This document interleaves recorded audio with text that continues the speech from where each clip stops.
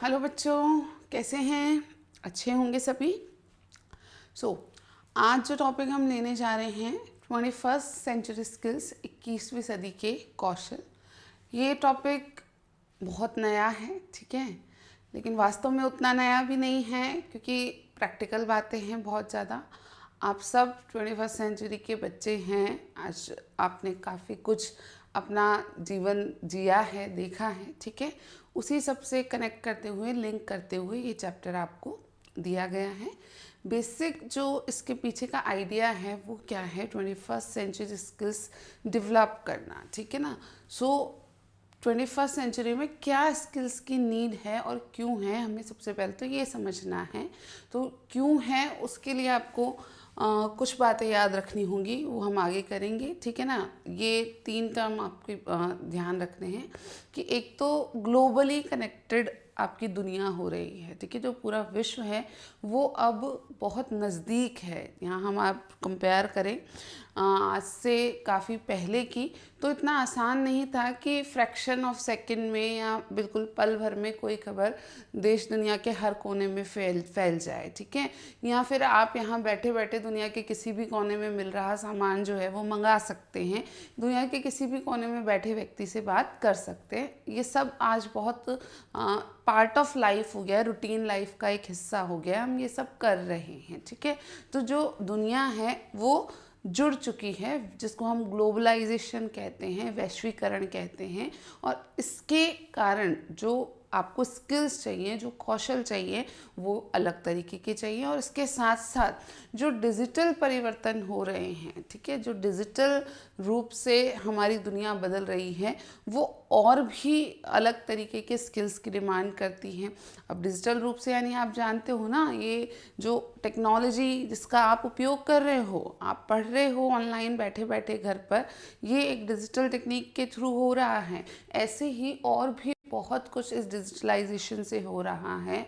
तो ये डिजिटल रूप से जो परिवर्तन आ रहे हैं, और ऐसा नहीं है कि ये रुक गया है, अब कोई परिवर्तन नहीं हो रहे हैं, हर दिन नए परिवर्तन हो रहे हैं। आप देख रहे हो आजकल एआई कितना हम कहें कि बढ़ चढ़ कर के उसमें परिवर्तन आ रहे हैं। आ चुका, काफ़ी टाइम हो गया अब एआई को। आप में से कुछ बच्चे यूज़ भी ले रहे होंगे आर्टिफिशियल इंटेलिजेंस के किसी ना किसी फॉर्मेट को, लेकिन वहाँ भी आप देखोगे कि रोज़ नई कंपनी, नया एआई, नए उसके फंक्शंस हैं या फिर नए फीचर्स हैं, और वो आपको किसी ना किसी रूप में हेल्पफुल हो रहा है। एंड साथ के साथ हेल्पफुल तो हो ही रहा है, लेकिन अब ये चैलेंज भी आता है ना कि हाँ, दुनिया एआई यूज़ कर रही है, आर्टिफिशियल इंटेलिजेंस यूज़ हो रहा है, तो भाई आप जब एक वर्क सेक्टर में जाते हैं, किसी भी काम को करने आप जाते हैं, फील्ड में जब जाते हैं, तो वहाँ आपको भी रिक्वायर्ड है कि हाँ, आपको एआई का यूज़ है। मैं आपको एक छोटा सा एग्जांपल बता दूँ कि अब हायर एजुकेशन में जो हम टीचर्स हैं, तो हमारा एक छोटा सा ट्रेनिंग प्रोग्राम होता है जिसको ओरिएंटेशन प्रोग्राम कहा जाता है, ठीक है। तो कॉलेज में जो टीचर्स हैं उन्हीं को हायर एजुकेशन टीचर्स कहते हैं। तो हमारे उस ट्रेनिंग प्रोग्राम का एक इम्पॉर्टेंट हिस्सा एआई को रखा गया है, आर्टिफिशियल इंटेलिजेंस को रखा गया है कि भाई you should know about these things, कि आपके जो बच्चे आ रहे हैं वो डिजिटल नेटिव्स हैं। जो बच्चे आपके पास कॉलेजेस में पढ़ने आ रहे हैं, वो जिस दिन से पैदा हुए उनके हाथ में फ़ोन है, ठीक है। देना नहीं चाहिए, लेकिन लगभग वो देख तो रहा है ना। हम जब पैदा हुए थे हमारे आसपास स्मार्टफोन नहीं था, ठीक है, बट आप में से कुछ लोग जब पैदा हुए, डेफिनेटली आप लोगों के आसपास स्मार्टफोन्स थे, आपके पेरेंट्स यूज़ ले रहे थे, आप थोड़े से बड़े हुए, आप लोगों ने देखा होगा कि हाँ, कैसे फ़ोन का यूज़ लेते हैं। और आज के बच्चे की अगर हम बात करें, पिछले 4-5 साल में जो बच्चे पैदा हुए हैं, जिनका जन्म हुआ है, सोचो वो तो हर चौथे दिन वीसी करते हैं, हर दूसरे दिन वीडियो कॉल पे दादा, अगर दूर रहते हैं, दादा नानी से बात कर रहे हैं, अपनी मौसी से बात कर रहे हैं, या XYZ किसी से भी, तो वीडियो कॉल उस समय से कर रहे हैं जो हमने कितना बड़ा होकर के जाना कि हाँ, वीडियो कॉल भी हो सकती है। तो ये जो दुनिया अब आ रही है, जिस तरीके से बढ़ रही है, उसमें आपको काम करने के लिए, उसमें एफिशिएंटली काम करने के लिए, निपुणता से काम करने के लिए कुछ स्किल्स या कुछ कौशल्स की आवश्यकता मानी गई है। इस पर काफ़ी मंथन हुआ, विश्व के अलग अलग जगहों पर अलग अलग हम कहें ऑर्गेनाइजेशन या संस्थाओं ने इस पर अपना रिसर्च किया है, और उस शोध के फलस्वरूप उन्होंने माना कि ये जो 21वीं सदी है, यहाँ पर आगे बढ़ने के लिए, यहाँ काम करने के लिए कुछ कौशल बच्चे में होने चाहिए, और वो कौशल कौन विकसित करेगा? वो कौशल विकसित करने का कार्य जो है वो विद्यालय का भी है, परिवार का भी हो, क्योंकि ये कार्य विद्यालय का है इसलिए ये कार्य अध्यापक का हो गया। अब अध्यापक का ये कार्य है तो जो बनने वाले अध्यापक है, जो आप लोग हैं, उन्हें भी इस बारे में पता होना चाहिए, और इसी सोच के साथ आपके सिलेबस में अब इस चीज़ को ऐड किया गया है। अब तक ये नहीं था, लेकिन ये सारा मंथन हुआ कि हाँ भाई ये चीज़ तो छूट ही रही है। आप अब हमारे जो टीचर्स हैं उनको तो पता ही नहीं कि 21st सेंचुरी स्किल्स भी कुछ हैं और क्या हैं और क्यों नीडेड हैं और कैसे कैसे इंकलकेट किए जा सकते हैं, यानी बच्चों में कैसे कैसे उनको बढ़ाया जा सकता है। ये सब पर सोच करके ये टॉपिक ऐड किया गया। एक जो दिमाग में आता है ना कि यार ये कहाँ से फालतू की चीज़ ले आए, एक और टॉपिक नया ही उठा करके ले आए, पहले ही सही चल रहा था, तो ऐसा नहीं है। बहुत ही प्रैक्टिकल व्यू पॉइंट के साथ में ये टॉपिक आपके सिलेबस में एडअप किया गया है, ठीक है। अब आप जब पढ़ोगे तो भी आपको लगेगा कि हाँ यार ठीक ही तो है ना, ऐसा कुछ नहीं है, बहुत बेसिक बातें ही हैं। तो अवॉइड नहीं करना है कि नहीं एक यूनिट छोड़ दें, यहाँ से एक क्वेश्चन कंफर्म है, ठीक है।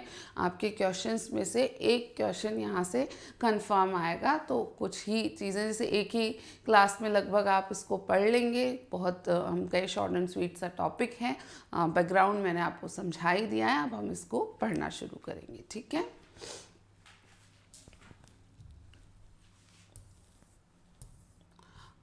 कैसे कैसे पढ़ेंगे हम, बेसिकली क्या क्या है इस पूरे यूनिट में। तो थोड़ा सा इसका क्लासिफिकेशन किया आप देखो।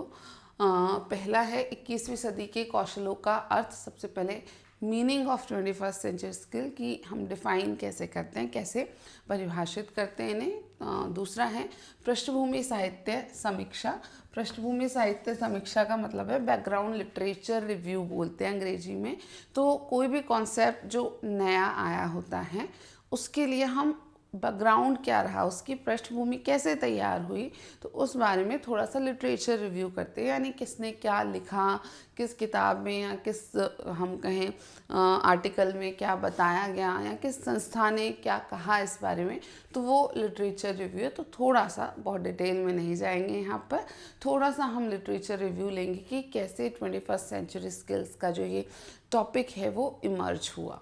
फिर है घटक, कंपोनेंट क्या है, तो 3L फ्रेमवर्क है इसके कंपोनेंट में। 21st सेंचुरी स्किल में 3L करके बताए गए हैं कि जो टोटल स्किल है उनको 3L के नाम से जाना जाता है, और ये 3L को फिर 4C, IMT और फ्लिप्स कहा जाता है। यही है सब कुछ, वास्तव में ये टर्मिनोलॉजी ही सब कुछ है। 4C उसमें फिर तीन चीज़ें, सॉरी 3L में तीन चीज़ें हैं, 4C, IMT एंड फ्लिप्स। अब ये 4C क्या है, IMT क्या है, फ्लिप्स क्या है, ये सारी चर्चा हमारी क्लास में होगी और बहुत इजीली आप इनको समझ पाएंगे, ठीक है। फिर है 10 मुख्य 21वीं सदी के कौशल। वास्तव में ये 4C, IMT और फ्लिप्स मिलकर के ही 10 कौशल बनाते हैं। तो 21वीं सदी के कौशलों में कुल 10 कौशल या 10 स्किल्स को महत्व दिया गया है। वो 10 स्किल्स को हम 1 बाय 1 अच्छे से कवर करेंगे, ठीक है। फिर है 21वीं सदी के कौशलों की आवश्यकता। तो क्या आवश्यकता है 21वीं सदी के कौशलों की, ये चर्चा भी हम कर लेंगे। कार्यान्वयन और परिणाम, तो किस प्रकार से इसे इम्प्लीमेंट करना है, यानी कक्षाओं में कैसे क्रियान्वित करना है और क्या परिणाम हमें देखने को मिलेंगे जब हम ये गतिविधियाँ जो यहाँ आपको बताई गई हैं वो हम कक्षाओं में करेंगे। प्रत्येक कौशल के लिए कक्षा रणनीतियाँ, साथ के साथ हम जब हर एक कौशल को डिस्कस करेंगे, कुल 10 स्किल्स हैं, तो उन 10 कौशलों को जब हम डिस्कस करेंगे तो हर कौशल के लिए क्या कक्षा गतिविधियाँ या रणनीतियाँ हमें अपनानी हैं, कक्षा कक्ष में किस रूप में आप इस कौशल को विकसित कर सकते हैं, वो सारी चर्चा भी करेंगे। और फिर आयु स्तरों में परस्पर संबंध, तो विभिन्न आयु स्तर के बच्चों के लिए किस प्रकार के इन कौशलों के परस्पर संबंध हैं, या किस प्रकार के कौशल किस आयु स्तर में विकसित करे जाते हैं या किए जाने चाहिए, ये सारी चर्चा भी होगी, ठीक है। तो चलिए शुरू करते हैं, हम 1 बाय 1 सारी चीज़ों को देखेंगे। सबसे पहले meaning of 21st century skill, 21वीं सदी के कौशलों का अर्थ। एक नज़र डालिए स्लाइड पर, मैं आती हूँ।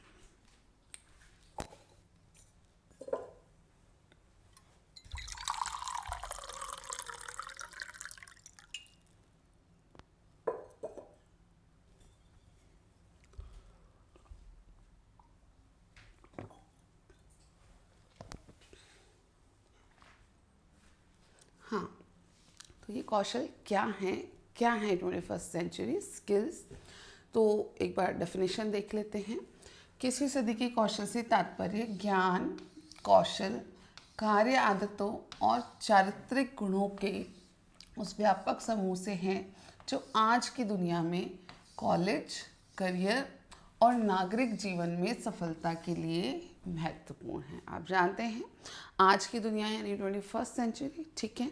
तो इस समय पर आज की दुनिया में अलग अलग स्थानों पर कॉलेजेस में आपके करियर को देखते हुए और आपके नागरिक जीवन यानी आपकी जो सिविल रिस्पॉन्सिबिलिटीज़ हैं, ठीक है, उन सबको देखते हुए सफलता के लिए महत्वपूर्ण है। तो ये कौन से कौशल हैं जो 21वीं सदी में एक व्यक्ति को पढ़ने के लिए, पढ़ाने के लिए, कार्य करने के लिए, उसके करियर को डेवलप करने के लिए और एक व्यक्ति के रूप में उसकी जिम्मेदारियां निभाने के लिए सफलता प्राप्त करने में सहायता करते हैं, ठीक है। अब ये कौशल में क्या क्या सम्मिलित है? वास्तव में शब्द तो कौशल है, स्किल है, लेकिन क्या सिर्फ ये मैनुअल स्किल हैं? क्या हाथ से किए जाने वाले कोई कार्य हैं? क्योंकि सामान्य रूप से हम जनरली कौशल शब्द का अर्थ समझते हैं हाथ से किए जाने वाले कार्य। तो क्या यहाँ पर इसका तात्पर्य वही है? तो नहीं, यहाँ पर कौशल टर्म में, स्किल शब्द में क्या क्या शामिल है? तो आपका ज्ञान, आपका नॉलेज भी यहाँ कौशल में शामिल है। आपके वास्तविक कौशल जिसमें ऑब्वियसली आपके ज्ञान को आप विशिष्ट रूप में परिवर्तित करते हैं, तो वो कौशल शामिल है। उसके अलावा आपका कार्य आदतें यानी वर्क हैबिट्स, ठीक है। तो आप कार्यस्थल पर किस तरीके से क्या आदतें विकसित करती हैं, वो आपके कार्य आदतें या वर्क हैबिट्स होती हैं, तो वो भी यहाँ शामिल है। और साथ के साथ चारित्रिक गुण, कैरेक्टर स्ट्रेंथ्स आपकी जो हैं वो भी यहाँ सम्मिलित हैं। तो एक व्यक्ति के रूप में आपके कुछ चारित्रिक गुण भी यहाँ पर जुड़े हुए हैं कि आप कैसे कार्य करेंगे, आपके कैरेक्टर में क्या चीज़ें हम कहें आवश्यक है कॉलेज में कार्य करने के लिए, कॉलेज में कार्य यानी पढ़ने के लिए, ठीक है, अपना करियर डेवलप करने के लिए, अपना नागरिक जीवन जो है उसमें सफलता प्राप्त करने के लिए। तो 21वीं सदी का व्यक्ति, 21वीं सदी का किसी भी देश का नागरिक एक अच्छा नागरिक बन सके, अपने देश के लिए अपनी जो भी जिम्मेदारी है उसका अच्छे से निर्वहन कर सके, इसके लिए भी ये कौशल आवश्यक माने गए हैं। देखो, एक नागरिक के रूप में आपकी जिम्मेदारी, मेरी जिम्मेदारी या हम सबकी जिम्मेदारी क्या है कि हम इस देश को प्रोग्रेसिव बनाएं, हम इस देश को आगे लेकर के जाएं, जहां ये वर्तमान में है से इससे आगे लेके जाएं। तो एक समय पर जो भी नागरिक हैं किसी भी देश में, उनसे ये अपेक्षा है कि वो अन्य जो स्थान है या विश्व भर में जो कुछ हो रहा है उससे अपने ताल्लुक़ रखें या हम कहें अपडेटेड रहें और उसके अनुसार अपने देश को भी आगे की ओर लेके जाएं। अगर आप सिर्फ कुछ ऐसी चीज़ों में फंसे या उलझे रहते हैं जो पास्ट की हैं, जो पहले की हैं, तो हम अपने देश को वास्तव में सही मायनों में आगे लेकर के नहीं जा पाएंगे। तो इन सबको ध्यान रखते हुए यहाँ ये टर्म देखो, नागरिक जीवन यूज़ लिया है, तो इसका कॉन्टेक्स्ट जो है एज ए नेशन आपको समझना है कि हम दुनिया से पीछे ना रह जाएं, इसलिए क्योंकि डिजिटली ट्रांसफॉर्मिंग वर्ल्ड है, क्योंकि ग्लोबली कनेक्टेड वर्ल्ड है, यानी पूरा जो विश्व है वो एक दूसरे से आज जुड़ा हुआ है। पूरे विश्व में ये डिजिटल तकनीकें जो हैं वो बहुत बड़ा परिवर्तन ला रही हैं और इन सब के चलते हुए हमारा देश पीछे ना रह जाए। अब ये हमारे देश के लिए नहीं है, ये दुनिया के हर देश के लिए है। वास्तव में ऐसा नहीं कि हम ही बात करें 21st सेंचुरी स्किल्स की। आप देखोगे अभी बैकग्राउंड लिटरेचर में ही हम देखेंगे कि इंटरनेशनल लेवल पर इस बारे में मंथन हुआ है, कुछ संगठन है और ये जो 10 कौशल हैं वो इंटरनेशनल लेवल पर ही बताए गए हैं। अंतर्राष्ट्रीय स्तर पर इन 10 कौशलों को स्वीकार किया गया है, ठीक है ना। वापस अगर हम इन सब की बात कर रहे हैं, आज की दुनिया की बात करें, तो आज की दुनिया की क्या विशेषताएं या 21वीं सदी की क्या विशेषता है कि ये वैश्विक रूप से सक्रिय है, ग्लोबली एक्टिव है। देखो यहाँ इंग्लिश टर्मिनोलॉजी आपको ज़्यादा आसान लगेगी, हिंदी मैंने लिखी ही है, कई जगह इंग्लिश है, जहाँ नहीं है मैं टर्मिनोलॉजी मेंशन करूँगी, आपको सुनना आसान लगेगा क्योंकि ग्लोबल शब्द ज़्यादा आसान से हमें समझ आता है वैश्वीकरण की तुलना में। ग्लोबलाइजेशन आप लोगों ने आसानी से सुना है, ठीक है। तो सिंपली आपको दोनों तरीके के शब्द मिलेंगे, जो जिसमें कंफर्टेबल हो वो उससे पढ़ सकता है, ठीक है। चलो, तो वैश्विक चुनौतियों का सहयोगी ढंग से सामना करना। तो जो भी ग्लोबल लेवल पर या वैश्विक स्तर पर चुनौतियां उत्पन्न होती हैं उनका हम सहयोगी ढंग से सामना कर सकते हैं। और इसका सबसे बड़ा एग्जाम्पल था कोविड, ठीक है। आप सभी जानते हो, बिल्कुल प्रैक्टिकल बात है, आप सबने अनुभव किया है। तो कोविड के दौरान जो एक ग्लोबल चैलेंज था, जो एक वैश्विक चुनौती थी, ऐसा नहीं था ना किसी देश में ही वो महामारी उत्पन्न हुई थी, मतलब वहीं पर असर दिख रहा था, पूरे विश्व में उसका असर था, पूरे विश्व में लोग उससे पीड़ित हुए, पूरे विश्व ने इस चुनौती का सामना मिलकर के किया, पूरे विश्व में चीज़ें हो रही थी कुछ उससे कनेक्टेड, ठीक है। तो यहाँ आपको याद रखना है कि वैश्विक चुनौतियों का हम सहयोगी ढंग से मिलजुल करके सामना कर पा रहे हैं। दूसरी बात है डिजिटल रूप से परिवर्तनशील। तो ये जो 21st सेंचुरी है वो डिजिटली ट्रांसफॉर्मिंग है, परिवर्तनशील है, यानी नित्य नए परिवर्तन हो रहे हैं। अगर हम डिजिटलाइजेशन के संदर्भ में देखें या तकनीकी दुनिया के संदर्भ में देखें तो तकनीकी परिवर्तन के अनुरूप ढलना। अब बेसिक यहाँ पर जो इम्पोर्टेंट बात है वो क्या है कि हाँ, ये दुनिया तो डिजिटली ट्रांसफॉर्मिंग है, हम क्या करें, हम इन तकनीकी परिवर्तन के अनुसार हमको ढालें। आप विश्व के एक नागरिक होने के रूप में, आप अपने देश के नागरिक तो हैं ही, विश्व का भी एक हिस्सा है ना, तो उस विश्व के एक हिस्सा होने के रूप में जो भी तकनीकी परिवर्तन दुनिया में हो रहे हैं उनके अनुरूप खुद को ढाल लें, उनका सही से उपयोग कर पाएँ, उनसे अपने कार्यों को बेहतर बना पाएँ, ये भी अपेक्षा रखी गई है। फिर है तीव्र गति से अनुकूलनशील, ठीक है, फास्टली अडेप्टिंग या अडेप्टिव।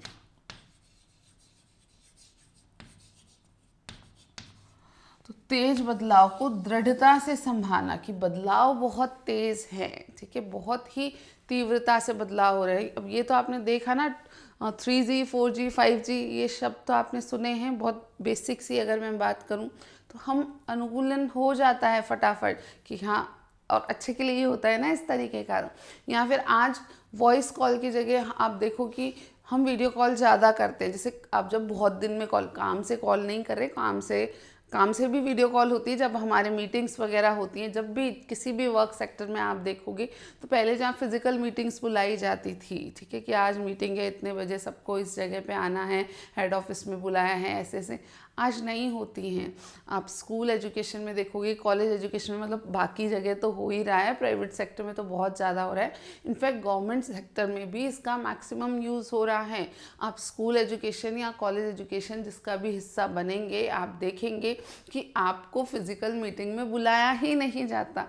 भाई क्यों बुलाएंगे, अडेप्टिव है ना, ज़्यादा मतलब अडेप्ट हो रहे हैं कि भाई हर तरीके से वीसी में फ़ायदा है, आप इतने लोगों को बुलाओ, हर आदमी अपनी अपनी जगह से इतना दूर दूर से आएगा, उसका समय लगेगा आने में, उसका पैसा लगेगा आने में, ठीक है। आपको हमेशा टीएडीए नहीं मिलता है, कुछ मीटिंग्स आपको बस आना है, कोई टीएडीए नहीं है तो आपका समय, और टीएडीए देना भी पड़ेगा तो सरकार का ही पैसा खर्च होता है ना, तो वो सब बच रहा है, समय बच रहा है, पैसा बच रहा है, और जो होना है वो बिल्कुल वैसा ही हो रहा है कि आप बैठ के बातचीत ही तो करोगे ना। आप भाई वीसी में सबका कैमरा ऑन कराओ, सबका माइक ऑन कराओ, बाकायदा ये फीलिंग आती है कि सब साथ में बैठे। मान लो 10 ऑफिसर्स है, 10 की मीटिंग होनी है तो 10 के 10 साथ में बैठे हैं और आराम से बातचीत हो रही है। इनफैक्ट जो सेमिनार कॉन्फ्रेंसेज हैं उनमें भी काफ़ी कुछ सेमिनार कॉन्फ्रेंसेज ऑनलाइन कराई जा रही हैं, तो बहुत सारे आप बदलाव यहाँ पर प्रैक्टिकली भी देख सकते हैं। और वो क्या है कि हम इन तेज बदलावों को दृढ़ता से संभाल रहे हैं। हम बिल्कुल कि हाँ भाई रेडी हैं हम तो ये सब अडेप्ट करने के लिए। कोई लेके आओ नई चीज़, नया फीचर लेके आओ एआई का, हम तो उसको भी यूज़ कर लेंगे, ठीक है। तो ये 3 चीज़ आपको इम्पॉर्टेंटली याद रखनी है जब हम 21वीं सदी के कौशलों का अर्थ समझते हैं। तो इन कौशलों के उत्पत्ति का जो मूल कारण है वो जानना है कि एक तो वैश्विक सक्रिय रहना है हमें, एक डिजिटल रूप से परिवर्तनशील हो रही है दुनिया तो उसके अनुसार चलना है, तीसरा हमें तीव्र गति से अनुकूलन करना है। और इन सब के लिए ये 21वीं सदी के कौशल ही हमें ये करने में सक्षम बना सकते हैं। अब जब हम इसकी पृष्ठभूमि की बात करते हैं, बैकग्राउंड की बात करते हैं, तो सबसे पहला डॉक्यूमेंट आता है डेलॉर्स रिपोर्ट, ठीक है। डेलॉर्स रिपोर्ट 1996 में पब्लिश हुआ। डेलॉर्स नाम है, उनके नाम से पब्लिश हुआ है, तो आपको सिर्फ डेलॉर्स रिपोर्ट शब्द जो है उससे कनेक्ट करना है। तो ये 21वीं सदी की शिक्षा पर एक अंतर्राष्ट्रीय आयोग हुआ, ये समझो आप, ठीक है ना, कि एक इंटरनेशनल कमीशन बनाया गया जो कि 21वीं सदी की शिक्षा पर मंथन कर रहा था कि 21st सेंचुरी का जो एजुकेशन है वो कैसा होना चाहिए, उसमें क्या इम्पोर्टेंटली कंसीडर किया जाना चाहिए, ठीक है। तो डेलॉर्स रिपोर्ट ने शिक्षा के 4 स्तंभ, तो उन्होंने दिए 4 pillars of education, 4 pillars of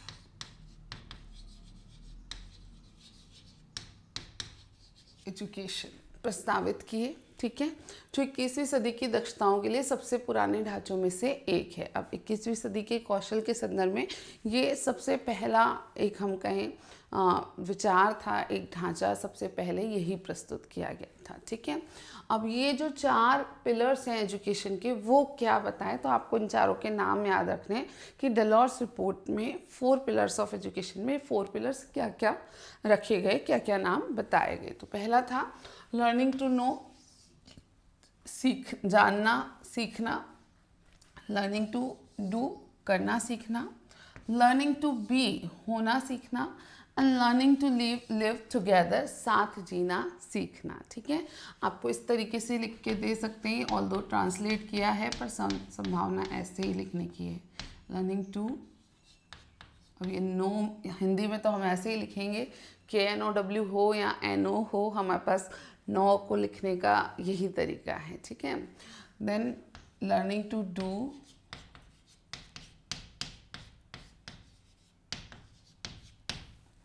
then learning to be,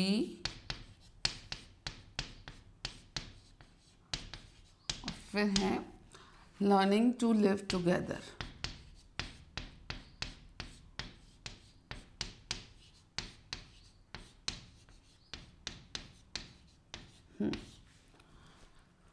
ये 4 स्तंभ बताए गए शिक्षा के कि वास्तव में शिक्षा द्वारा हमें क्या सिखाना है। तो ये 4 चीज़ें सिखानी है। क्या? लर्निंग टू नो, कि एक तो सीधे सीधे ज्ञान प्राप्त कराना है, बच्चा ज्ञान प्राप्त कर सके या ज्ञान का निर्माण कर सके। तो ज्ञान और बौद्धिक उपकरण प्राप्त करना, तो अपने आपसी जो भी उसकी दुनिया है, उसके आसपास की जो दुनिया है उसके बारे में वो ज्ञान प्राप्त कर सके, बौद्धिक संदर्भ प्राप्त कर सके। फिर है करना सीखना, कि सिर्फ ज्ञान जो है वो विचारों तक ही सीमित नहीं रहे, ठीक है, उसे अपने आसपास जो भी चीज़ें आवश्यक हैं वो उन्हें करना भी सीख पाए, that is learning to do. तो व्यवहारिक संदर्भों में ज्ञान को लागू करना। तो एक तो है नॉलेज लेना। अब जैसे आप ये अभी क्या कर रहे हो, आप मेरी क्लास सुन रहे हो, तो आप नॉलेज ले रहे हो, अपने ज्ञान का निर्माण कर रहे हो, ठीक है। तो लर्निंग टू नो तो हो ही रहा है, लेकिन आप जब इन स्किल्स को 1 बाय 1 पढ़ोगे, समझोगे, तो आप खुद में कुछ बदलाव लाने का प्रयास करोगे प्रैक्टिकली। तो बेसिकली वो क्या है, लर्निंग टू डू। आप देखोगे कि हाँ भाई कम्युनिकेशन जो है वो भी 21st सेंचुरी स्किल है। तो भाई कम्युनिकेशन में एफिशिएंसी लाना, निपुणता लाना, अपने कम्युनिकेशन स्किल्स को सुधारना, ये इम्पॉर्टेंट है आज के समय में। तो आप प्रयास करोगे कि हाँ, अब मैं ज़्यादा बेटर तरीके से लोगों से बात कर सकूं, अपने विचारों को ज़्यादा अच्छे तरीक़ों से दूसरों के समक्ष रख सकूं, या जो अशाब्दिक संकेत हैं उनका भी सही रूप में उपयोग करूं, ताकि मेरा कम्युनिकेशन इफ़ेक्टिव हो, प्रभावी हो।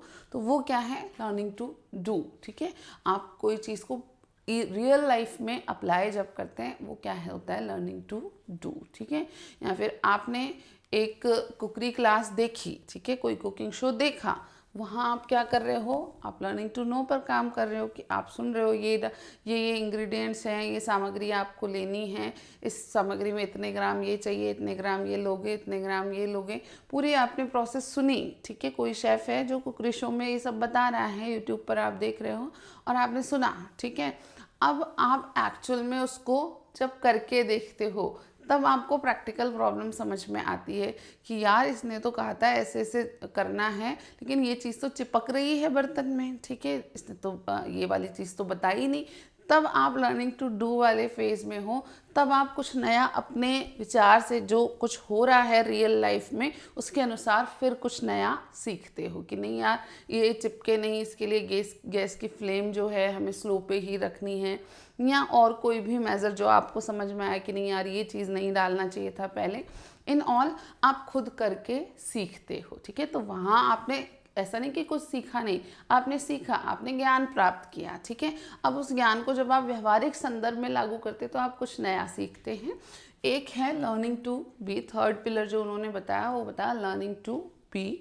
कहते हैं व्यक्तिगत क्षमता का विकास करना। तो एक व्यक्ति के रूप में आपकी ओवरऑल एबिलिटीज़ डेवलप हो सके, आपकी पूर्ण क्षमताएं विकसित हो सके, इस पर भी कार्य करना शिक्षा का कार्य है।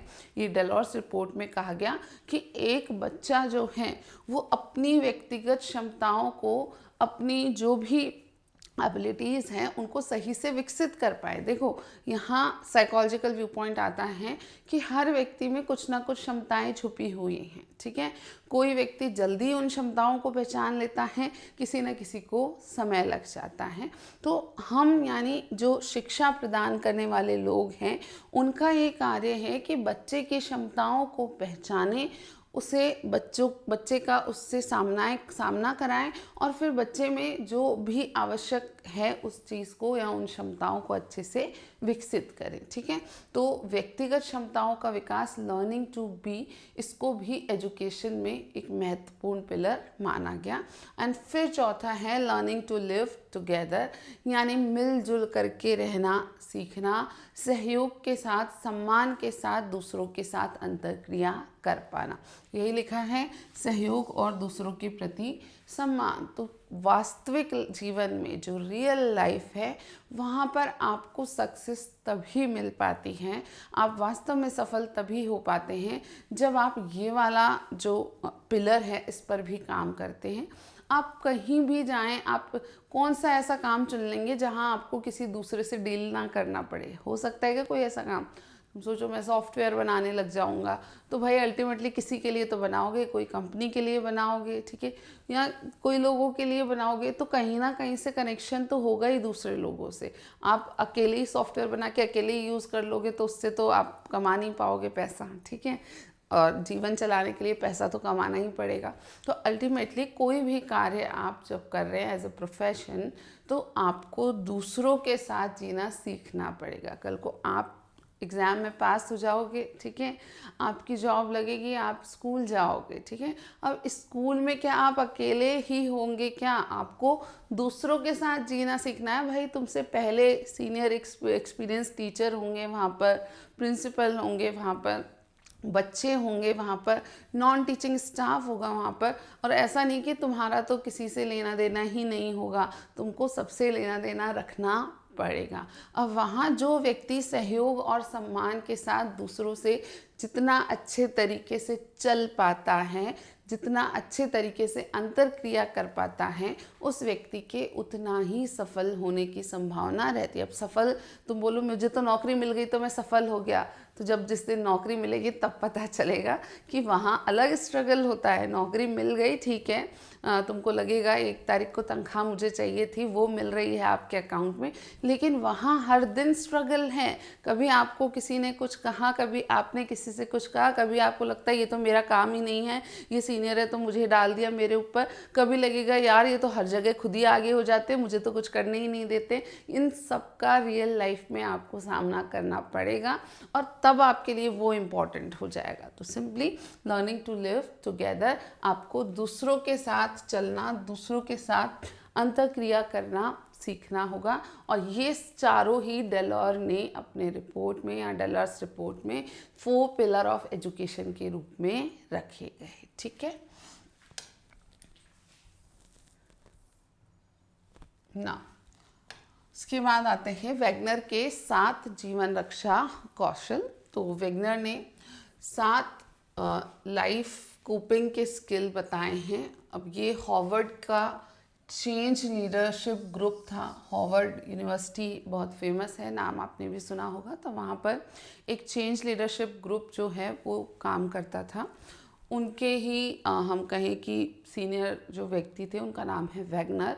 तो वेगनर ने 7 जीवन रक्षा कौशल 2010 में बताए। ठीक है, और ये कैसे बताया गया, तो उन्होंने सैकड़ों साक्षात्कार लिए, हंड्रेड्स ऑफ इंटरव्यूज़ कंडक्ट किए। किसके इंटरव्यू कंडक्ट किए, तो जो बहुत सक्सेसफुल बिजनेस पर्सनस थे, जो बहुत सक्सेसफुल प्रोफेशनल्स थे अपने अपने सेक्टर में, जैसे बहुत सक्सेसफुल डॉक्टर्स या इंजीनियर्स या सॉफ्टवेयर इंजीनियर्स या अलग अलग क्षेत्रों में एक्टर्स भी हो सकते हैं, स्पोर्ट्स पर्सन भी, जो अपने अपने क्षेत्र में बहुत ख्याति प्राप्त किए, बहुत अच्छे से अपना काम जिन्होंने किया। तो उनके हंड्रेड्स ऑफ लोगों के इन्होंने इंटरव्यू लिए। तो बिजनेसमैन के, प्रोफेशनल्स के, एनजीओ वालों के, ठीक है, या जो सिविल सर्विसेज वाले, उन सब के उन्होंने इंटरव्यूज़ कंडक्ट किए।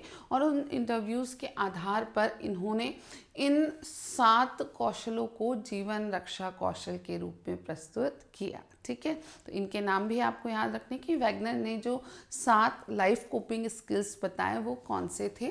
तो पहला है आलोचनात्मक सोच और समस्या समाधान, critical thinking and problem solving.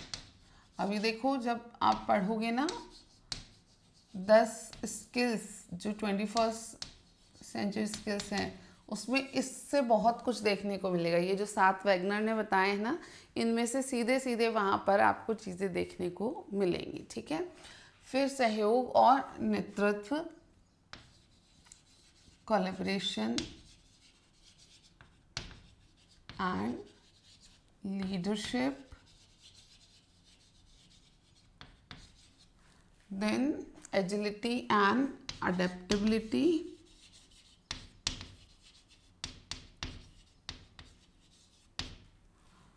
initiative and entrepreneurship,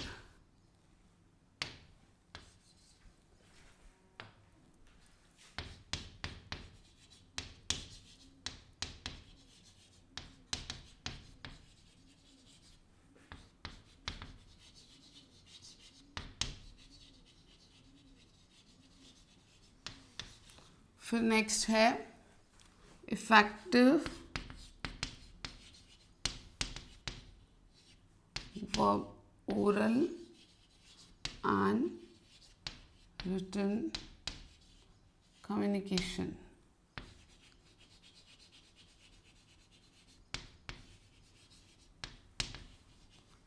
फिर है एक्सेसिबल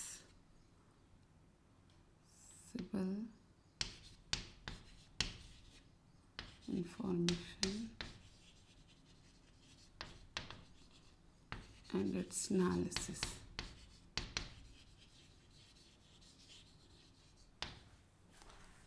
Curiosity and imagination. अंग्रेजी में लिखती हैं मैंने नाम, क्योंकि अगेन कुछ लोग को कंफर्ट फील होगा। पहला जो यहाँ कौशल बताया वो है critical thinking and problem solving. ठीक है, तो तर्क के आधार पर सोचना, चिंतन करना और समस्याओं का समाधान कर पाना, अपने समक्ष जो भी समस्याएं उत्पन्न हो रही हैं उनका समाधान कर पाना, ये एक कौशल बताया। फिर बताया कोलैबोरेशन एंड लीडरशिप, तो दूसरों से सम्मान के साथ, सहयोग के साथ मिलजुल करके काम करना, और जहाँ आवश्यक हो, जहाँ आपको भूमिका दी जाए तो एक नेतृत्वकर्ता की या एक लीडर की भूमिका सही से निभा पाना। फिर है चपलता और अनुकूलनशीलता, एजिलिटी और अडेप्टेबिलिटी। चपलता शब्द कम समझ आता होगा आप लोगों को, एजिलिटी भी थोड़ा उतना कॉमन नहीं है। इसका मतलब क्या है? चुस्ती या फुर्ती, ठीक है। तो जो भी डिसीज़न लेना हो, क्विक डिसीज़न, ठीक है, या जहाँ पर भी आपको कुछ करना हो तो फटाफट आप तैयार हो जाएं, उसको एजिलिटी कहते हैं, ठीक है। चुस्ती या फुर्ती से कार्य करना, और अडेप्टेबिलिटी यानी परिस्थिति के अनुसार अपने आप को जल्दी से ढाल लेना। नेक्स्ट जो कौशल बताया वो इनिशिएटिव एंड एंटरप्रेन्योरशिप, पहल और उद्यमशीलता। तो जहाँ आवश्यक हो सबसे आगे बढ़ के कार्य करने की, पहल करने की, वहाँ पहल करने के लिए तैयार रहना, और उद्यमशीलता की प्रकृति होना, कि मेहनत की प्रकृति होना, एक प्रकार से कि बहुत परिश्रम करने की प्रकृति होना, बहुत मेहनत करने की प्रकृति होना। फिर है प्रभावी मौखिक और लिखित संवाद, तो आप संवाद करें, वो भले लिखित हो भले ही मौखिक हो, वो प्रभावी, और प्रभावी का अर्थ इतना सा है कि जो संदेश आप दे रहे हैं, जो मैसेज आप दे रहे हैं, वो मैसेज सही से पहुंच जाए और वो मैसेज का अर्थ प्राप्त करने वाले को समझ में आ जाए, उस संवाद को ही हम इफ़ेक्टिव कहते हैं या प्रभावी कहते हैं, ठीक है। फिर है सूचना तक पहुंच और उसका विश्लेषण, तो जो भी सूचनाएं आवश्यक है उन तक आप आसानी से पहुंच पाएँ, आप उन सूचनाओं को एक्सेस कर पाएँ, और उनको एक्सेस करके और उनका जो विश्लेषण करना है वो विश्लेषण भी अच्छे से कर पाएँ। इसके बाद है जिज्ञासा और कल्पनाशीलता, क्यूरियोसिटी एंड इमेजिनेशन, तो आप में नई चीज़ों को जानने की जिज्ञासा हो, आप वास्तव में जिज्ञासु प्रवृत्ति अपने में विकसित कर पाएँ कि कुछ भी नया आपको लगे कि यहाँ है तो आप उसे सीखने को उत्सुक हो जाएं, और साथ के साथ कल्पनाशीलता हो कि आप कल्पना कर पाएँ आगे की चीज़ों की, आगे की दुनिया की, या आगे की जो भी रिक्वायरमेंट्स हैं उन सब की। तो ये किसने बताए? वेगनर ने 7 जीवन रक्षा कौशल बताए कि जो आगे आने वाला जीवन है वहाँ ये लाइफ कोपिंग स्किल्स हैं, जीवन को सही तरीके से, सफल तरीके से आगे बढ़ाने के लिए हमें बच्चों में ये सभी कौशल अवश्य विकसित करने होंगे। अब जब आप आगे देखोगे ना 21st सेंचुरी स्किल्स, जो 21वीं सदी के 10 कौशल देखोगे, तो इसमें से बहुत कुछ लिया गया है, वेगनर के रिपोर्ट में से काफ़ी कुछ एज इट इज़ लिया गया है, ठीक है। इसके बाद बैकग्राउंड में ही हमको एक और चीज़ समझनी है पृष्ठभूमि से संबंधित, कि 21वीं सदी के कौशलों के लिए अपैक फ्रेमवर्क बनाया गया। अपैक क्या है? एशिया पैसिफिक इकोनॉमिक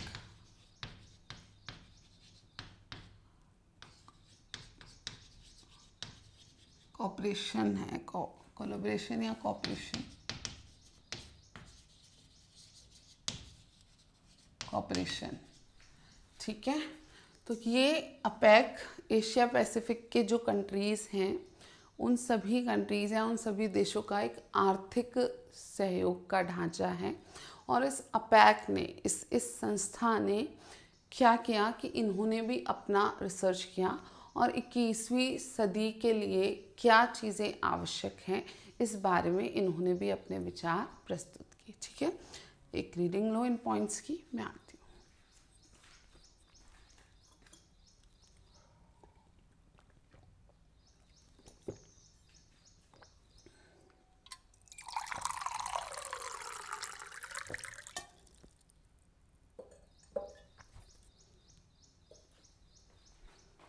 यस, तो अपैक 21वीं सदी की दक्षताओं को उस ज्ञान, कौशल और दृष्टिकोण के रूप में परिभाषित करता है जो इनके लिए आवश्यक है। तो ऐसा ज्ञान, ऐसा कौशल, ऐसा दृष्टिकोण जो इन सब चीज़ों को करने के लिए आवश्यक है, उन्हें ही अपेक फ्रेमवर्क में 21वीं सदी के कौशल कहा गया। ठीक है, तो 21वीं सदी के कार्यबल में प्रतिस्पर्धा, तो जो भी वर्क फोर्स है 21वीं सदी का, उन सब में कंपटीशन होने वाला है, बहुत प्रतिस्पर्धा रहने वाली है। और आप ये सब देख भी रहे हैं कि जो वर्क फोर्स है वहाँ बहुत कॉम्पिटिटिव एनवायरनमेंट है। तो यहाँ इस कॉम्पिटिटिव एनवायरनमेंट में, इस प्रतिस्पर्धात्मक वातावरण में कार्य करने के लिए जो ज्ञान, जो कौशल, जो दृष्टिकोण चाहिए, वही 21वीं सदी के कौशल माने गए हैं। तेजी से विविध होते समाज में भागीदारी, तो हमारा समाज जिसमें तेजी से विविधता आ रही है और बड़े बड़े परिवर्तन आ रहे हैं, उस तेजी से परिवर्तित होते समाज में हमें अपना पार्टिसिपेशन, अपनी भागीदारी सुनिश्चित करने के लिए भी कुछ ज्ञान, कौशल और दृष्टिकोणों में आवश्यक बदलाव चाहिए। फिर है नई और उभरती तकनीकों का प्रभावी उपयोग, तो ये बात हम ऑलरेडी 2-3 बार कर चुके हैं कि तकनीक की दुनिया में बहुत तेज़ी से परिवर्तन आ रहे हैं। तो जो भी नई उभरती तकनीकें हैं उनका आप प्रभावी रूप से अपने जीवन में सही उपयोग कर पाएँ, ये भी 21वीं सदी के कौशलों में शामिल किया गया है। और इन्होंने, अपेक ने अपने फ्रेमवर्क में अपने जो विचार दिए उसमें भी इसे रखा। तेजी से बदलते कार्यस्थलों का सामना, तो कार्यस्थल या वर्क स्पेस अपने आप में बहुत तेज़ी से बदल रहे हैं। पहले अगर आप तुलना करें तो वही मैं कह रही थी कि कार्यस्थल पर आपको, मान लो आपका बहुत बड़ा ऑफिस है, आप किसी ऐसी जगह काम करते, तो बार बार आपको जाना पड़ता था, लाइक जो भी मीटिंग हॉल है वहाँ पर, कि आज पूरे दिन का रिव्यू मीटिंग होगा। ठीक है, अब नहीं हो रहा है ये सब। क्यों? क्योंकि ठीक है, ऑन कॉल, ऑन वीसी आप इजीली रिव्यू कर पा रहे हैं चीज़ों को। ठीक है, और जो वर्क स्पेस है वो काफ़ी कुछ बदल गया। अगर हम बहुत बड़े जो प्राइवेट सेक्टर के ऑर्गेनाइजेशन है वहाँ देखें तो वहाँ इस चीज़ को भी स्वीकारा गया कि भाई कार्यस्थल पर बहुत ज़्यादा, अगर हम जॉब सेटिस्फेक्शन की बात करते हैं, कार्य संतुष्टि की बात करते हैं, तो उस स्थल के बदलाव होने ज़रूरी हैं। आप देखोगे ना, बहुत बड़ी बड़ी जो कंपनीज़ हैं, जो टेक कंपनीज़ हैं, वहाँ पर वर्क स्पेस पर ही जिम बनाए गए हैं, वहीं योगा सेंटर्स बनाए गए हैं। ठीक है, वहीं काउंसलर्स बैठे हैं, वहीं स्ट्रेस रिडक्शन के लिए, तनाव दूर करने के लिए बहुत सारी अलग अलग तकनीकें वहाँ पर प्रतिस्थापित की गई हैं, वहाँ रखी गई हैं। ठीक है, तो ये सब जो बदलाव है कार्यस्थल का, वो सब 21वीं सदी की परिस्थितियों को ध्यान में रखते हुए किया गया है। तेज़ी से बदलते कार्यस्थल का आप सामना कर पाएँ, आप वहाँ अपने आप को ढाल पाएँ, इसके लिए भी आपको 21वीं सदी के कौशल विकसित करने होंगे। ठीक है, तो ये अपेक फ्रेमवर्क हुआ। तो अपेक में ये जो 4 पॉइंट हैं इनको रखे गए कि इन चीज़ों को देखते हुए ज्ञान, कौशल और दृष्टिकोण में बदलाव लाना होगा, और वही 21वीं सदी के कौशल होंगे। अब जो सबसे इम्पॉर्टेंट है इस क्षेत्र में वो है P21 फ्रेमवर्क। ठीक है, ये P21 फ्रेमवर्क जो है, इसी को एक्चुअल में लेटर हम देखेंगे कि जो 10 कौशल हैं उसमें ऐसा का ऐसा इंक्लूड किया गया है।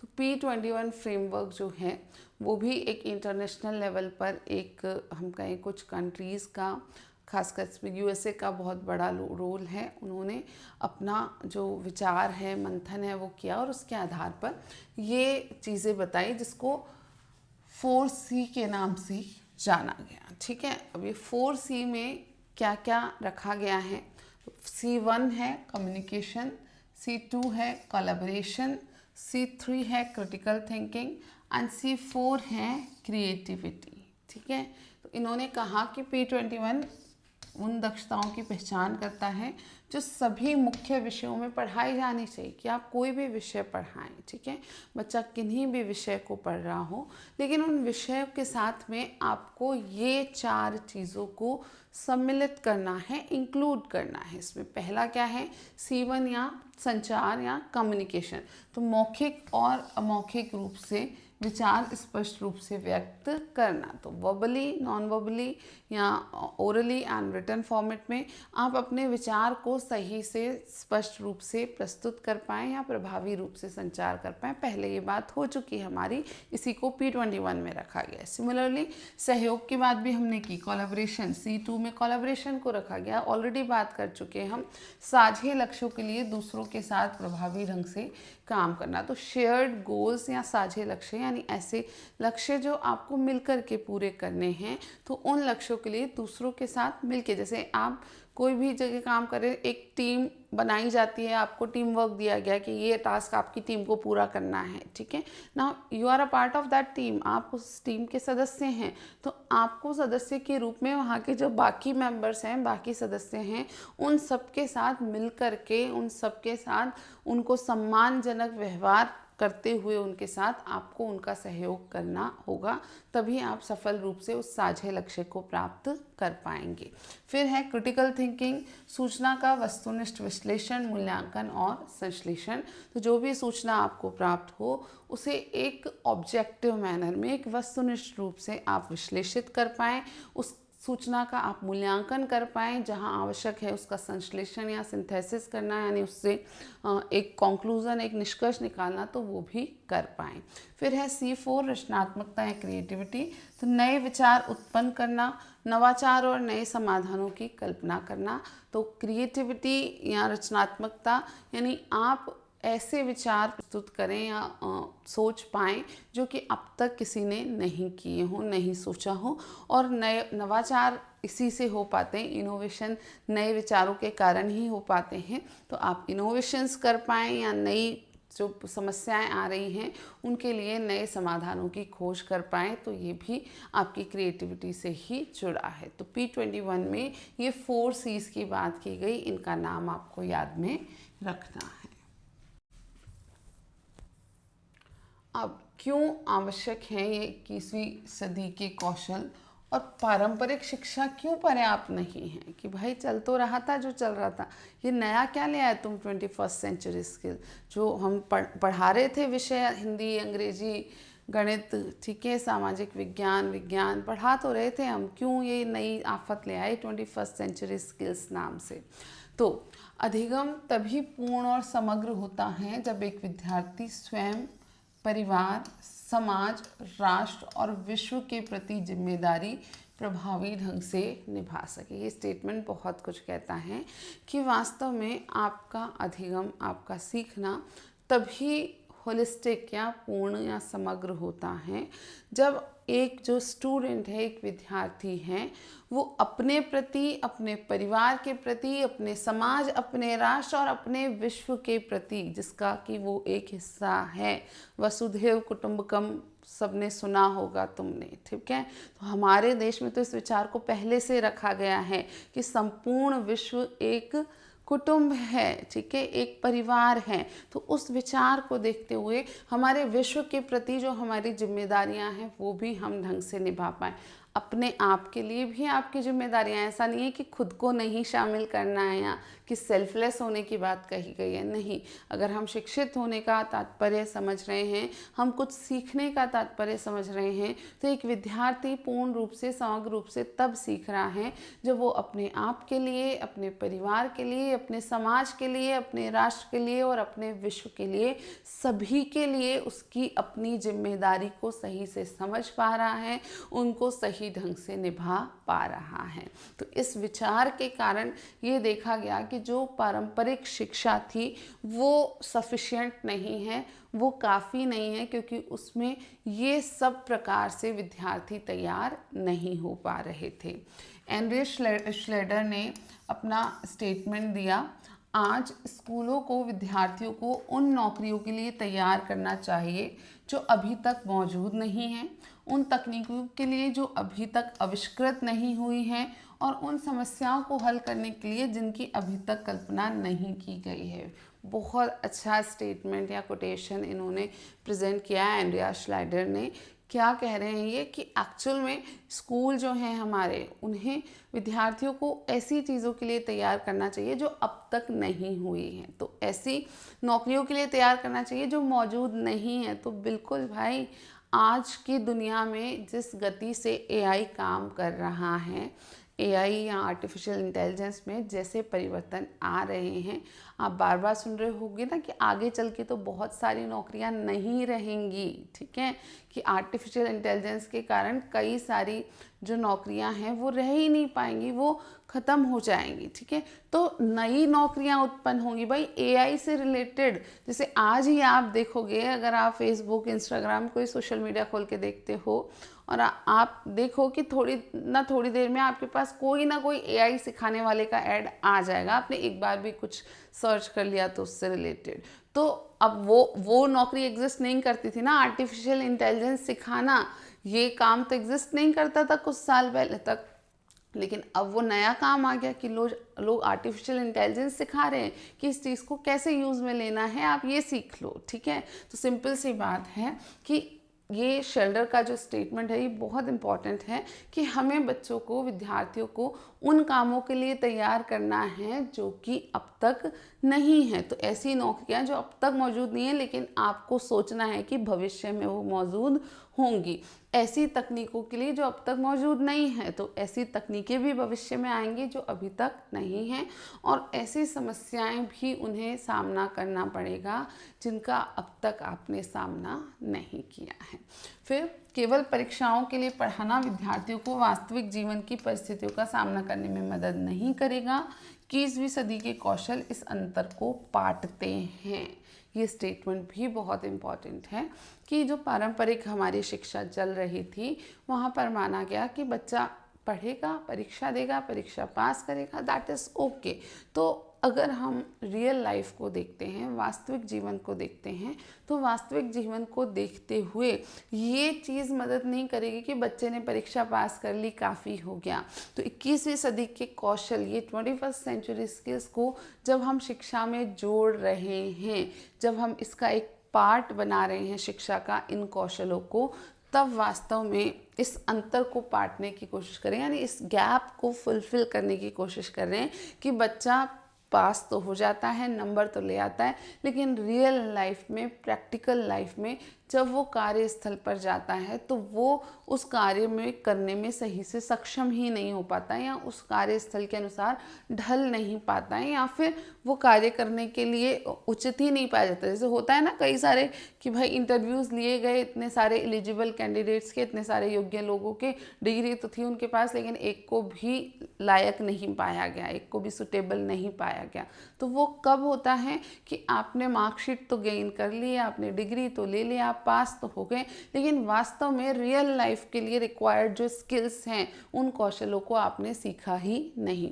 तो अब आगे ऐसा ना हो, इसके लिए 21वीं सदी के कौशलों में इस चीज़ को या इन कौशलों को विकसित करने को शिक्षा में शामिल किया गया है, ठीक है।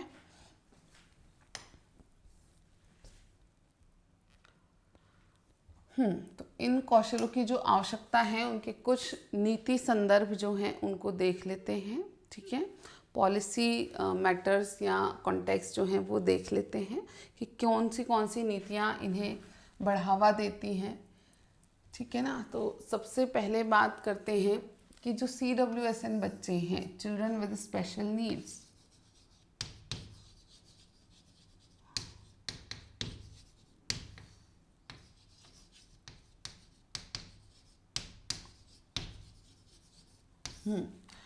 तो इन बच्चों के लिए, विशेष आवश्यकता वाले बच्चों को ध्यान में रखते हुए हमें इन कौशलों को विकसित करने की आवश्यकता है। तो 21वीं सदी के कौशल सभी शिक्षार्थियों के लिए स्वतंत्रता, सामाजिक एकीकरण और स्व देखभाल कौशल विकसित करने में मदद करते हैं। तो ये बच्चे क्या कर पाएँ कि ये स्वतंत्र जीवन जी पाएँ, यानी अपने आप पर निर्भर रह पाएँ, सामाजिक एकीकरण,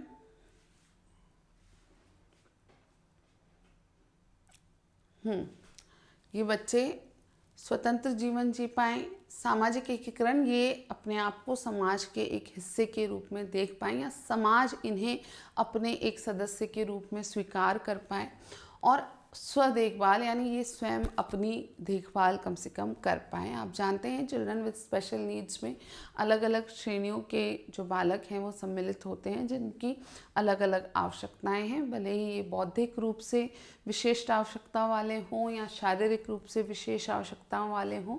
ये सभी बच्चे जो हैं इनको ध्यान में रखते हुए ये 21वीं सदी के कौशलों को शामिल किया गया है कि ये अपने आप को एक स्वतंत्र व्यक्ति के रूप में इस समाज के हिस्से के रूप में स्वीकार कर पाएँ। फिर है जीवन कौशल स्तर पर NCF। इसी प्रकार जो आपका NCF है, नेशनल करिकुलम फ्रेमवर्क, राष्ट्रीय पाठ्यचर्या ढांचा,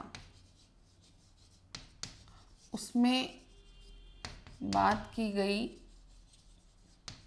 किस बारे में? जीवन कौशल के बारे में, लाइफ स्किल्स के बारे में, ठीक है। तो उस चीज़ को ध्यान में रखते हुए भी वो भी पार्ट ऑफ पॉलिसी था कि एजुकेशन में जो NCF या राष्ट्रीय पाठ्यचर्या जो आपकी रूपरेखा आई, उसमें जीवन कौशलों को महत्वपूर्ण स्थान दिया गया। तो आलोचनात्मक सोच, अंतर्वैयक्तिक संचार, वार्तालाप और निर्णय निर्माण जैसे जीवन कौशलों का विकास NCF में इस बात को रखा गया कि हमें बच्चों में ये कौशल जीवन कौशल के रूप में विकसित करने होंगे। किशोर विकास या एडोलेसेंट डेवलपमेंट के बारे में भी NCF में कुछ कहा गया। क्या कहा गया? कि यह पहचानना महत्वपूर्ण है कि किशोरों को सामाजिक और भावनात्मक समर्थन की आवश्यकता होती है, कि ये जो किशोर बालक बालिकाएं हैं इन्हें सामाजिक और भावनात्मक समर्थन की आवश्यकता होती है और हमें ये समर्थन उपलब्ध कराना होगा। हम शिक्षकों के रूप में, अभिभावकों के रूप में, उनके समाज के रूप में इस कार्य को उचित रूप से कर पाएँ, ये भी ज़रूरी है, ठीक है। इसी प्रकार स्वास्थ्य और शारीरिक शिक्षा पर जो भी पॉलिसीज़ बनी, स्वास्थ्य और शारीरिक शिक्षा के संदर्भ में जितनी भी नीतियाँ बनी हैं हमारे देश में, उन सब में शिक्षार्थियों को चपलता, संतुलन, समन्वय, शक्ति और गति प्राप्त करने के लिए प्रोत्साहित करता है। तो NCF में भी इस चीज़ को रखा गया है, स्वास्थ्य एवं शारीरिक शिक्षा को। तो जो भी छात्र हैं, जो भी विद्यार्थी हैं, वो फुर्तीले हों, उनका शारीरिक संतुलन अच्छा हो, शारीरिक समन्वय अच्छा हो, उनका शरीर शक्तिवान हो, गतिवान हो, ये सब करने के लिए भी प्रोत्साहित किया गया है। NCF में से कहा गया कि हमें छात्रों में ये सब भी परिवर्तन लेकर के आना है, इस और भी ध्यान देना आवश्यक है। तो ये सारा जो आपका राष्ट्रीय पाठ्यक्रम ढांचा और जो विशिष्ट आवश्यकताओं वाले बालक हैं, उन सब के लिए जो भी हम कहें नीतियाँ आई, जो विचार आए हैं, उसमें इन सब को नज़र में रखते हुए 21वीं सदी के जो कौशल हैं उनके विकसित होने का संदर्भ मिलता है। अब इन कौशलों की परस्परता की, इंटरकनेक्टेडनेस की हम बात करें तो सभी आयु स्तरों पर मिलकर ये कौशल काम करते हैं। किसी व्यक्ति की कौशल आवश्यकताएं विभिन्न आयु स्तरों पर भिन्न होती हैं। वास्तव में हम मानते हैं कि अलग अलग आयु स्तर पर अलग अलग कौशल आवश्यकताएं होती हैं और ये कौशल लेकिन परस्पर निर्भर है कि इस आयु में ये विकसित होंगे तो जाकर के इस आयु में ये विकसित होंगे, ये दोनों विकसित हुए तब जाकर के ये विकसित हों, ठीक है। उदाहरण, सामाजिक कौशल जो एक जीवन कौशल है, संचार जो एक अधिगम कौशल है, ये मिलकर प्रभावी अंतर सांस्कृतिक संपर्क संभव होता है। तो विभिन्न जीवन कौशल, विभिन्न अधिगम कौशल मिलके किसी 21वीं सदी के कौशल को विकसित करते हैं। तो ये एक रेफरेंस ही लेना है, बहुत डिटेल में आपको यहाँ जाने की ज़रूरत नहीं है। सिर्फ एक थॉट क्लियर होना चाहिए कि अलग अलग आयु स्तरों पर अलग अलग कौशल जो हैं वो विकसित किए जा सकते हैं, लेकिन ये परस्पर निर्भर होते हैं, एक दूसरे से डिपेंडेंट होते हैं, ठीक है।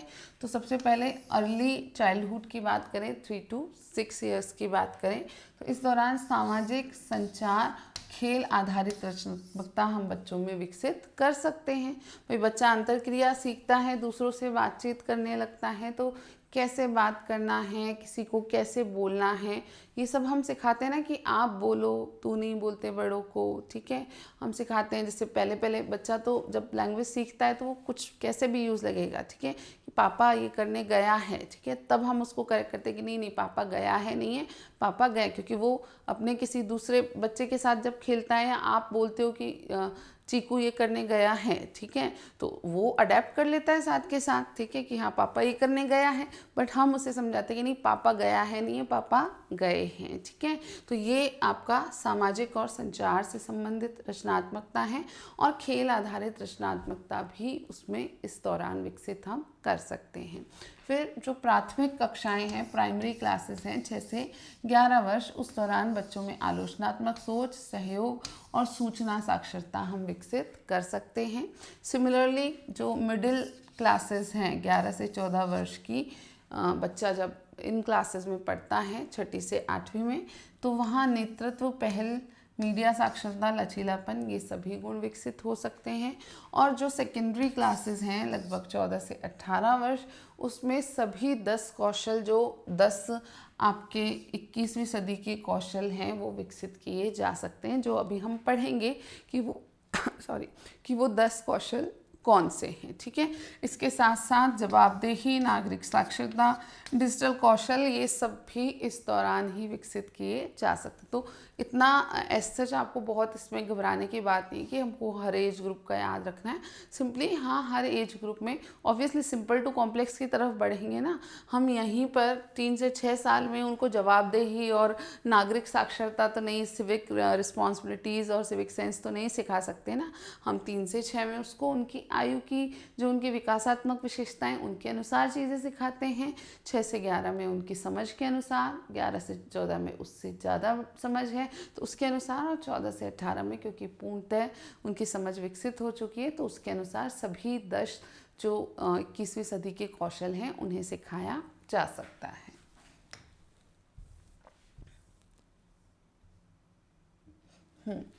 अगर हम इन 21वीं सदी के कौशलों के कार्यान्वयन की या इम्प्लीमेंटेशन की बात करें तो एकरमैन एंड पार्किंस ने मेटा करिकुलम एक अपना दृष्टिकोण प्रस्तुत किया मेटा करिकुलम का।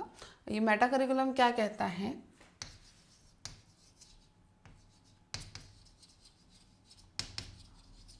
एकरमैन एंड पार्किंस ने दिया है कि चिंतन कौशल को मेटा पाठ्यक्रम के रूप में पढ़ाया जाना चाहिए, मुख्य विषयों के साथ मिलाकर, अलग पाठों के रूप में नहीं। कि हम ये जो चिंतन की, सृजनात्मकता की बात कर रहे हैं, हम कह रहे हैं आलोचनात्मक चिंतन विकसित करना है, हम कह रहे हैं सृजनात्मकता और नवाचार विकसित करना है, तो ये कोई अलग विषय नहीं है, इसके लिए अलग पाठ नहीं बनाने हैं आपको, ठीक है। क्या करना है कि जो मुख्य विषय हैं उन्हीं के साथ में हमें एकीकृत करना है इस चीज़ को, ठीक है।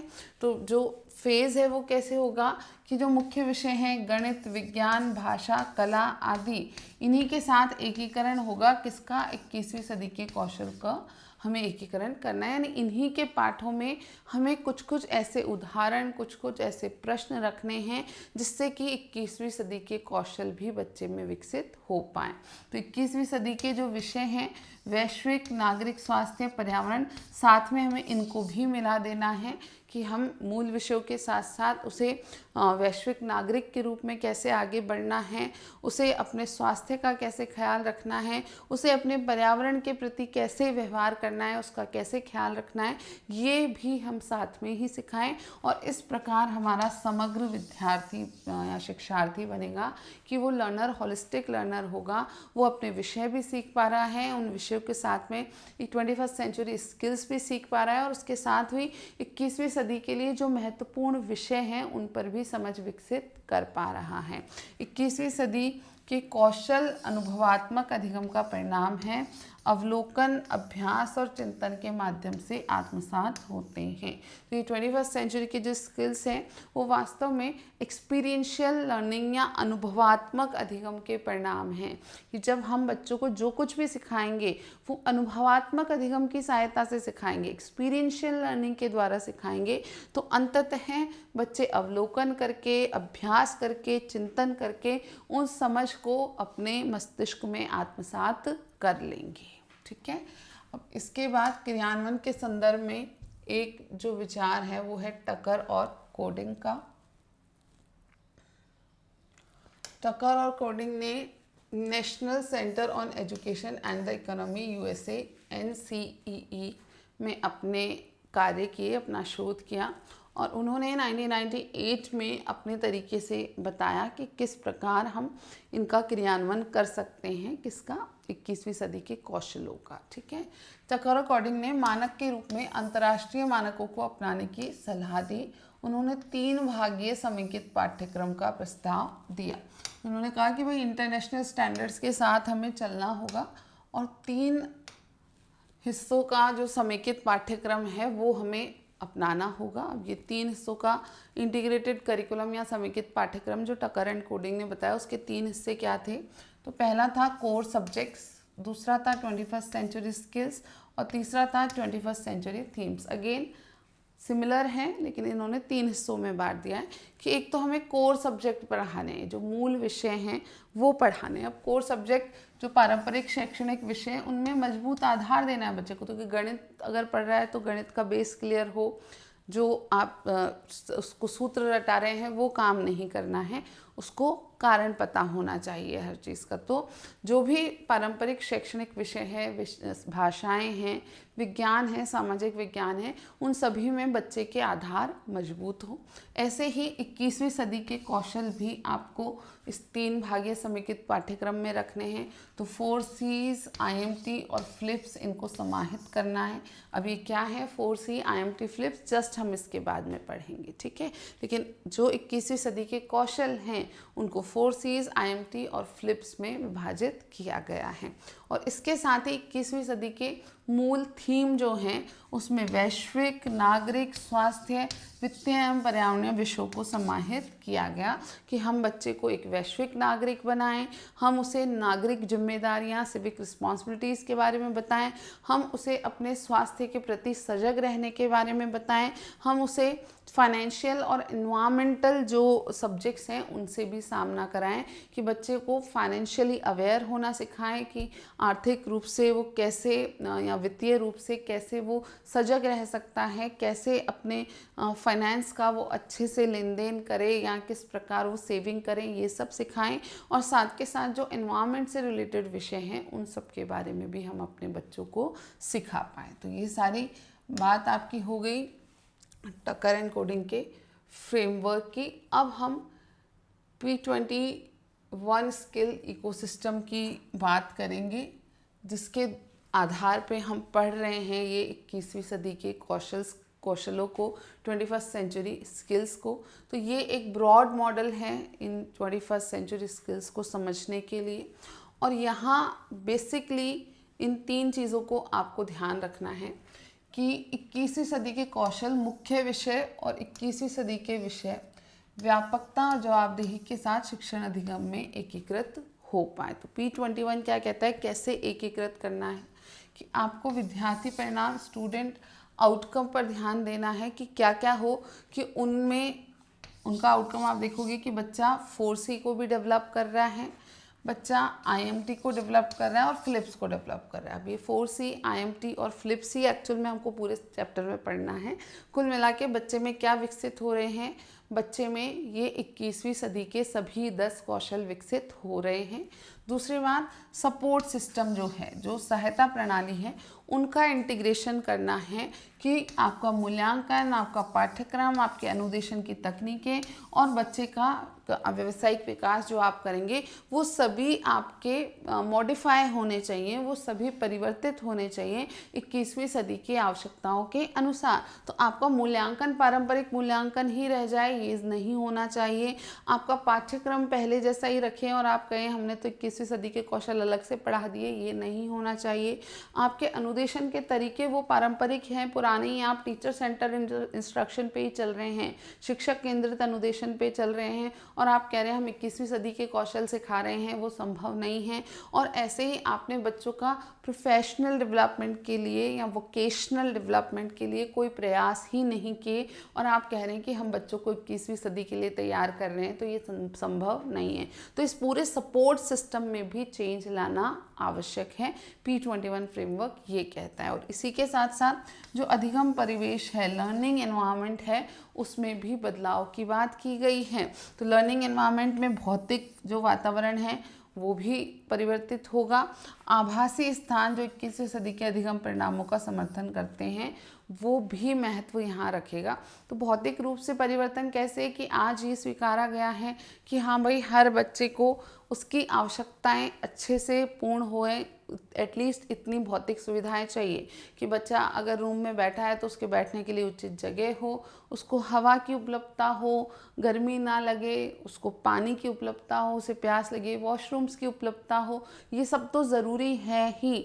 साथ के साथ वातावरण के संदर्भ में जो आभासी स्थान है, जो वर्चुअल वर्ल्ड है, उसमें भी कुछ चीज़ें शामिल की गई हैं कि उस वर्चुअल वर्ल्ड में 21वीं सदी के हम अधिगम परिणामों को अच्छे से देख सकते हैं कि हम कई बार उसके लिए हम चाह रहे हैं कि बच्चा ऑनलाइन क्लास ले ले, तो उसके पास सेटअप होना चाहिए। तो इन्वायरमेंट हम प्रदान कर रहे हैं, उसके पास है ही नहीं कोई लैपटॉप, कोई कंप्यूटर है ही नहीं, आपने कह दिया कि ऑनलाइन क्लास होगी 10 दिन, तो ये वाली क्लास ऑनलाइन होगी, तो प्रॉब्लम होगी ना उसके लिए। तो आपको ये सब इंश्योर करना है कि आभासी और भौतिक दोनों रूप से सही वातावरण, उचित वातावरण बच्चे के पास उपलब्ध है, तब हम इम्प्लीमेंट कर पाते हैं 21वीं सदी के कौशलों को।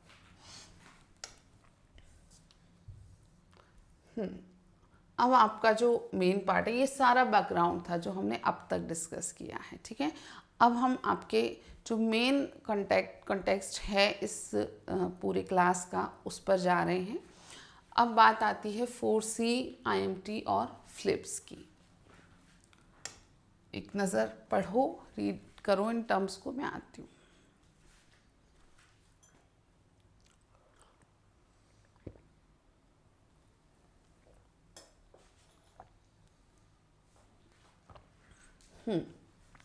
पहली बात, जो 21st सेंचुरी स्किल्स हैं उनको 3L के रूप में हम जानते हैं।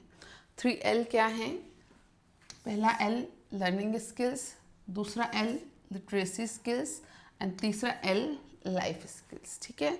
फर्स्ट L लर्निंग स्किल्स यानी अधिगम के कौशल, दूसरा L लिटरेसी स्किल्स यानी कि साक्षरता के कौशल, और तीसरा L लाइफ स्किल्स यानी कि जीवन कौशल, ठीक है। अब इन तीनों में आपको कनेक्ट करना है कि जो अधिगम कौशल हैं, ठीक है, उनको किस नाम से जाना गया? 4C के नाम से। अधिगम कौशल को किस नाम से जाना गया? 4C के नाम से। जो साक्षरता कौशल है उसमें क्या क्या रखा गया? IMT। और जो जीवन कौशल है उसको क्या नाम दिया गया? फ्लिप्स, ठीक है। ये सब इंग्लिश टर्मिनोलॉजी के अनुसार हैं, तो आपको हिंदी में 4C ढूंढोगे तो नहीं दिखेगा, IMT ढूंढोगे तो नहीं दिखेगा, और फ्लिप्स का ये जो एक्रोनिम कैसे बना है ये नहीं दिखेगा। एक बार हम हिंदी में ले रहे हैं, साथ ही मैं आपको इंग्लिश टर्मिनोलॉजी बता दूंगी, ठीक है।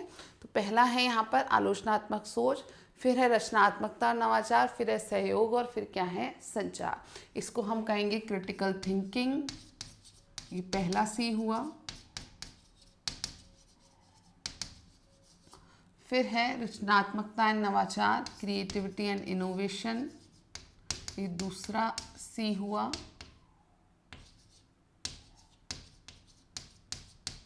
फिर है सहयोग, ये आपका हुआ collaboration.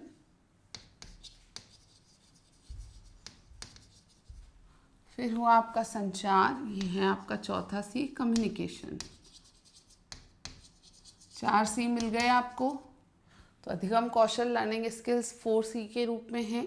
Critical thinking, creativity and innovation, collaboration and communication. एक एक की हम बात करेंगे, इसलिए मैं यहाँ नहीं समझा रही हूँ आपको, ठीक है। यहाँ हमने सिर्फ नाम मेंशन किए हैं। फिर आता है आपका IMT, लिटरेसी स्किल्स जो हैं आपके साक्षरता के कौशल, उनको IMT कहा गया है, ठीक है। IMT कैसे हैं? इंफॉर्मेशन लिटरेसी,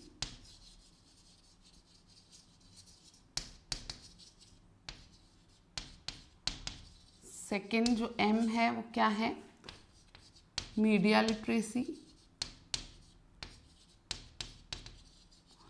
फिर है T से टेक्नोलॉजी लिटरेसी। तो 3 संबंध की साक्षरता की बात की गई है। सूचना के संबंध में साक्षरता, मीडिया के संबंध में साक्षरता और तकनीक के संबंध में साक्षरता। तो I for information, M for media and T for technology, ठीक है। इसके बाद में फ्लिप्स की बात आती है, ठीक है। जीवन कौशल जो है, लाइफ स्किल्स जो है, वहाँ फ्लिप्स शब्द उपयोग लिया है। फ्लिप्स किस लिए है? तो सबसे पहले लचीलापन, फ्लेक्सिबिलिटी,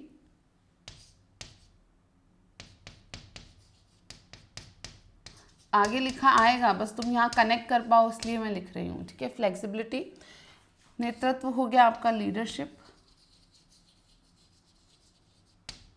पहल जो होता है वो है इनिशिएटिव,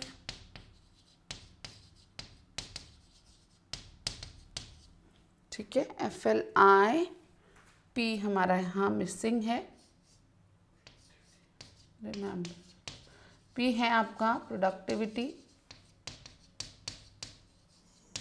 फिर है S for social and cultural interaction या social and cross cultural interaction.